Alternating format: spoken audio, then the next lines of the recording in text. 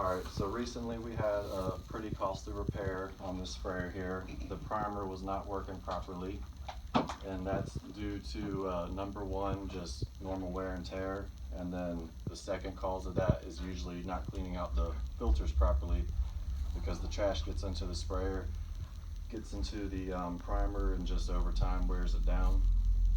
And so like I was telling the guys, we have two filters in the sprayer.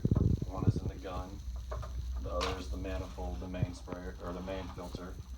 And so after I flush out the sprayer, you know, because you don't want to take this off with paint still in there, otherwise it'll be a mess. So you flush it out with water if you're using latex, and paint thinner if you're using oil base.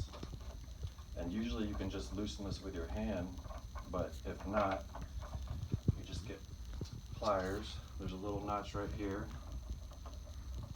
And of course you just lefty-loosey, like righty-tighty, and pull it out. Filter pulls right off. A lot of times you're going to have a lot of buildup on this. Just simply spray it off. A high pressure nozzle, just shoot it right through here. It'll take care of most of that. If you have some buildup, just use a wire brush. Then you replace that, screw it back on. Hand tightening is all it needs. You don't need to tighten it with pliers. Otherwise you're going to have a hard time getting it off next time.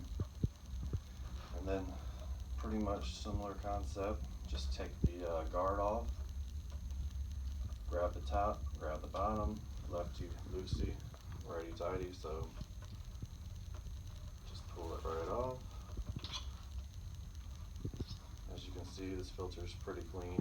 If it wasn't though, you just want to do the same thing, just high pressure, you know, just shoot it through the middle, wire brush if there's some buildup on there. Replace that, screw it back on.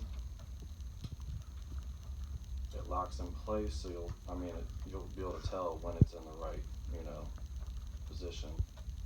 Put the guard back on, and you're good to go with that. And like I was just telling the guys and girls, the other costly repair that can be prevented is with this lubricant right here. You want to lubricate the pump at least, you know, one time for each use. So you can see there's a little hole right there. You just give it a little squirt, and once you see it working itself down there, you'll know that it's doing what it's supposed to do. And those few things will save you on a lot of repairs.